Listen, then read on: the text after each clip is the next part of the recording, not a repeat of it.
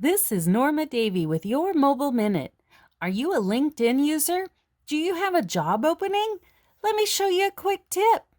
Go into your LinkedIn, click to create a post, scroll down until you find Share that you're hiring, click the business, and now in here you can click Job Title.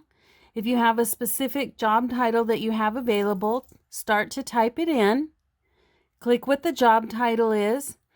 Make sure you update the location if you have several locations around that you're looking for the job position. You can choose the job type and then be sure and fill in the description of what the position is for, what you're looking for. Once you hit save, you can click next. And now it'll auto-populate for your LinkedIn. It'll show the business and it'll tell what you're hiring for. If you found this tip helpful, be sure and give it a thumbs up. Thank you for watching Your Mobile Minute.